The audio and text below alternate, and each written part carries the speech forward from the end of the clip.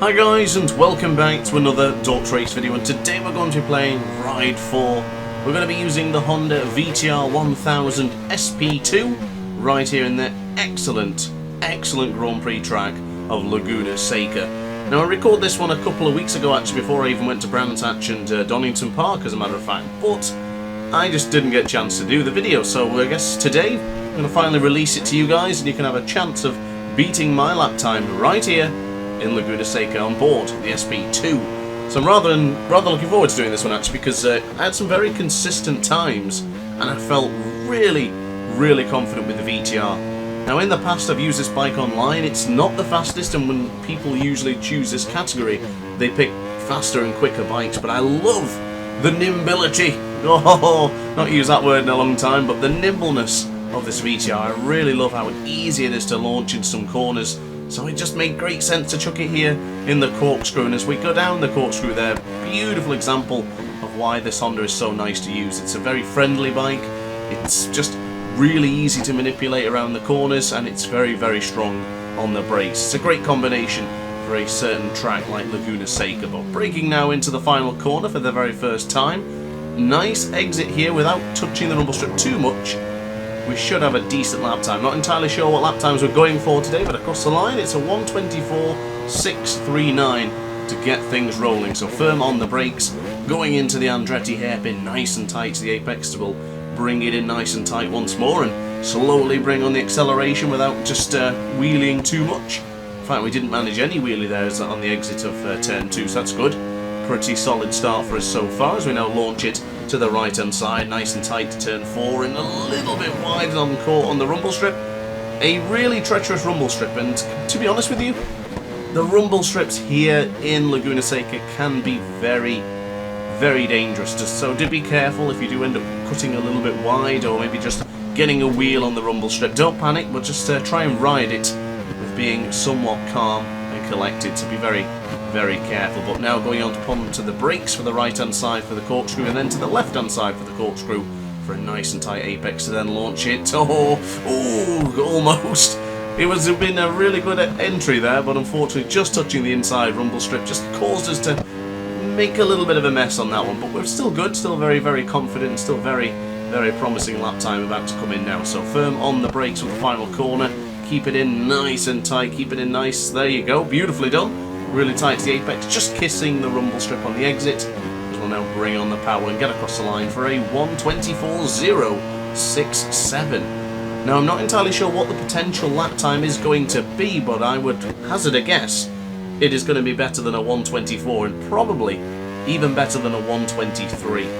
So let's aim for the 1:22s and see what we can produce. But into turn 3, bringing on the powers. Almost a bit too aggressive there with zero electronics enabled, of course. Don't really want to use electronics for bikes like these ones because they just sort of hinder the progress and hinder the speed. We're now braking at the mother's sign and keeping it nice and tight for the left hand side for turn 5. I think nice and tight is a phrase you're going to hear a lot during this Grand Prix, because some of the apexes we really go nice and tight. But there you go again. Really precise, accurate movements into the apex, and that's exactly what we've got to do here for Laguna Seca. But now gentle on the brakes into the corkscrew, nice and tight, launch it over to the right hand side. Not as nice and tight, not as precise, but still very close to improving the lap time nonetheless. So this could be our first 1:23 lap if we piece it together, as we now go into the right hand side for turn 10, bringing on the power, gently bring on the brakes up nice and can we? Yes, are we able to get it? Not quite, I'm not sure. Don't know where the ghost is. Aha, the ghost is ahead of us, so sadly not on this particular lap time. Okay then, so a quick dive into the pits, a quick change of the tyres. I do believe I'm running a medium front and a medium rear. I'm not entirely sure, but I did notice the front got really warm on those previous laps. Not too much to really worry about braking, but it is getting a little bit warm, so we'll see what we can produce now. This wonderful circuit, Laguna Seca. It's a track I feel very confident in. Have done since MotoGP 08 and even earlier. I think as one of my farthest memories back probably go to the Xbox 360 on MotoGP 06, playing as Valentino Rossi, doing a full 100% race length here in Laguna Seca. And you know what? I'm inspired to do that very soon, but maybe on a different bike game instead of MotoGP 06. So going into the braking zone here for the corkscrew, I was going to say Andretti hairpin, that would be incorrect, as we now go nice and tight, then keep it really, oh that's too tight, way too tight to the apex there, cutting across the rumble strip looking like Petrucci in Moto America, or Rossi versus Stoner, or even Marquez versus Rossi in 2013. But now to the right hand side for turn 10, bringing on the power. You see the bike's getting a little bit squirmish there upon the acceleration, beginning to push. We are really beginning to start pushing now, so this is what it's all about. This is when the lap times start coming in thick and fast. Across the line we are into the 123s for the first time, that's great to see. A 123.791, be very careful with cutting the corner there into turn 1. I was quite fortunate we didn't get any sort of penalty time, or at least in this game mode it would have been an invalidation. So to the brakes we'll go for the right hand side for turn 3, keep it in, and then slowly bring on the power without touching too much of that rumble strip. Brake nice and early for the 50 metre zone here for turn 4, and then get into the power of the Honda. Goodness me, just clipping the apex there on the rumble strip, but we're still very solid as we'll go into the left hand side for turn 5, gently letting the bike roll into the corner and then bringing on the power as the wheels are parallel to the exit of the corner. Now into the left hand side for turn 6, slowly bringing on the power here, keep it into the left hand side, keep an eye on the braking mark here, basically your rumble strip, keep it to the rumble strip on the left hand side, wait until you get to the unpainted part and towards the end of the rumble strip, and then you can start really bringing on the brakes. Now the brakes here in Laguna Seca aren't really slammed on, you need to gently press and gently hold them sometimes rather than just going for a full fist of brakes. So just pay attention to that, and that'll help you get through Laguna Seca time trial with the VTR SP2. So coming out of the final corner, we did get caught up on the rumble strip ever so slightly, but it should still equal a nice improvement. So it's a 123.619 as we go very firm on the brakes for the Andretti hairpin. Keep it in and get it into the middle of the circuit to then bring it in even tighter to the apex of the second part of the corner. But now to the right, braking well earlier before that final meter zone with the braking marker there with the 50 meter zone. So we'll now get on the power and get on the brakes for the right hand side for turn 4. This is certainly getting a little bit more intense now. The lap times are coming in and they're still very competitive with the Ghost. That's always what we want to see. Don't let the transparent friend get away from us. Personally, I like the Ghost actually, and I wanted to say for ages that I don't like the Ghost, and I have done for a long time, but I'm beginning to appreciate the Ghost now, because it's nice to see my competitive lap times, and I don't really seem to get too distracted by it anymore, where I really used to. I really hated the Ghost, but now I guess I'm so used to leaving it on for you guys that I don't mind the transparent friend. He's doing okay. So into the rainy curve then for turn 9. We'll then bring on the power and brake between the two braking markers, as we'll go really slowly on the power, just to make sure that you don't bring on the power too much, because if you bring it on too aggressively there, the chances are you might end up bringing the front wheel up, or you might even end up slipping the rear. But what an exit out of the final corner. That is going to be an improvement to a 123.414, and the lap times are still coming.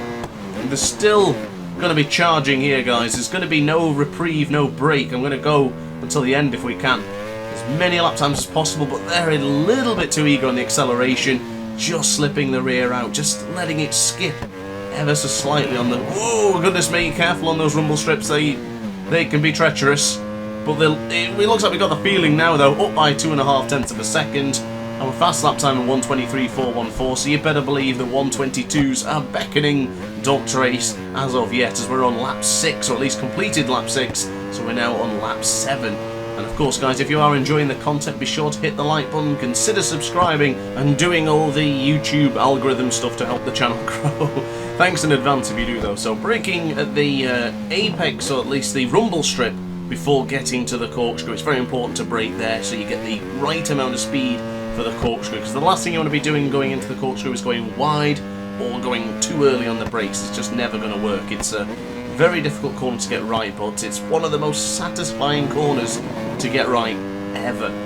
Now that's a damn shame we got caught in the rumble strip there, but a nice tight apex here should still have us going close to the Ghost, but that is a big wasted opportunity on this particular lap.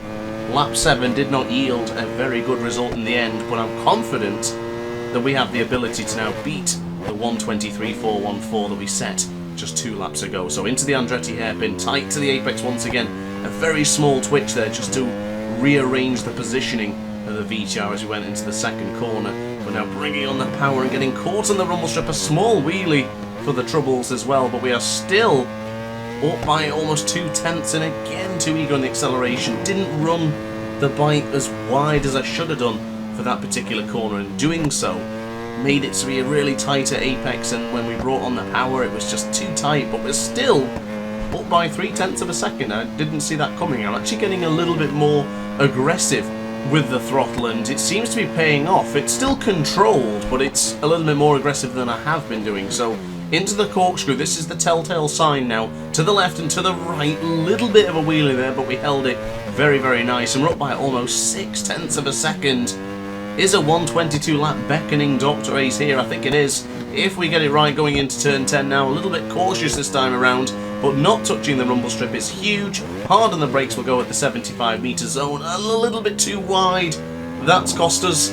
That has cost us a little bit, but across the line we will go, and we're going to get a 123.032. Goodness me. We really flummoxed it into the final sector there, so at least now we know what to do. But that is a damn shame that we lost it once again, and the front tyre is beginning to get a little bit warm. Now, do we continue, or do we consider jumping into the pits just to change the front tyre? I do... Whoa, goodness me. Goodness me, that was a scary moment, getting the rear wheel caught on there and then sort of splitting the bike and turning it to one side. That was a scary moment, but we're still on it. We're still very much on it here. And if we get the final sector done, I think that would be enough just to pip the 122s. But I think we can do a lot better than that. And considering swapping the front tyre could be an option to help us get there. But let's go firm on the brakes. Into the corkscrew we go. Just bringing it right ever so slightly, and then getting caught on the rumble strip was not ideal. But we have got a good exit coming out to turn 8, and now keeping it nice and tight to the rainy curve. We are neck and neck with the Ghost here. You can just barely see the Ghost as we'll go firm on the brakes to the right-hand side for turn 10. But this is the difference maker. This is how late we went on the brakes earlier, but this time we're going for that much tighter and cleaner apex. We'll now bring on the power, and this should be enough for a 122 lap time. Across the line, it's a 122.895. You cannot be that close to the next increment of second without getting it, and I'm pleased to say we got into the 122s, but I'm not done yet. We had a fantastic launch going into turn 1 and then into turn 2 respectively. This could be another good lap. Let's just keep on going. Another front tyre is beginning to scream, but so would we if we can get 5/10 of a second in the first sector with a scalding hot tyre. We've got to keep on pushing, ladies and gentlemen. We certainly have. Going into the left-hand side for turn 5, the momentum has shifted, and we're now ready to go into the 121s almost. What a start this has been for this 9th lap, or excuse me, for the 10th lap. Usually I would only do 10, so I guess we've got to see how we can do with this 10th lap and maybe consider a few more depending on the feeling. But firm on the brakes going into the corkscrew, just touching the rumble strip ever so slightly. Tight to the apex and a massive mistake. Oh, that was a massive move. Oh, goodness me. That was an absolutely killer moment. We were rapid going into the corkscrew then, but nice and tight once again to the apex turn 10. A little bit of a brave move, and getting the brakes actually might improve the lap time. It's all down to this then, I guess. Into the left-hand side, and no improvement. Okay, then one more lap then, guys. I can't end on that one, because that was a damn disappointment, if I do say so myself. So to the left-hand side we'll go. Hard on the brakes just before reaching the second braking marker on the right-hand side of your screen there. Keep it in nice and tight. Small adjustment just to make sure we don't go too wide for the Andretti hairpin, or too tight in this instance. And now to the right-hand side we'll go. Keep it in, line the bike up, bring on the power, and then begin to brake nice and gently for the right-hand side. Up by 4.5 of a second again. This could be it. This definitely could be it as we go into the mother's corner for the left-hand side. Turn 5. Are we still good? How much of an improvement are we on right now? It's almost 4/10 of a second. Now into the difficult and somewhat innocuous turn 6. We have absolutely nailed it. Really tight to the apex. Now it's down to the corkscrew for turn 8. Nice and tight to the rumble strip to the left. Bring it into the right. Firm on the brakes will go. Whoa, sliding the rear in there almost as we get a little bit of a wheelie. And then down into the corkscrew. We're still up. by 3.5 tenths of a second. This is a stunning lap time. This could definitely be bettering the 1:22.895. We'll go tight to the apex for turn 10, bring on the power. You see the bike just beginning to squirm ever so slightly, as we'll now go firm on the brakes at the final corner. Good entry into the victory corner for turn 11, and now bringing on the acceleration. This could be a very low 122 across the line. It's a 122.585. Very nice, very nice indeed. But our potential was a 122.379, so I think we have got a little bit more work to do and focus on getting those lap times even more consistent. But honestly, I'm very happy with that. I think that's a great performance, a lovely progression, and we didn't spend too much time going in and out the pits. So guys, I guess that's it from me. I hope you enjoyed the video. If you did, let me know in the comments section down below. Hit the like button, hit the subscribe button, and I will see you in the next video. Ciao for now. Oh hi, didn't quite see you there. Good to see you're still here. If this video didn't quite set your appetite, then why not watch some more DrAce content by clicking the video shown on screen now. Furthermore, if you would like to follow me on social media, you can do so now with the links down in the description. Consider subscribing so you don't miss a single DrAce video.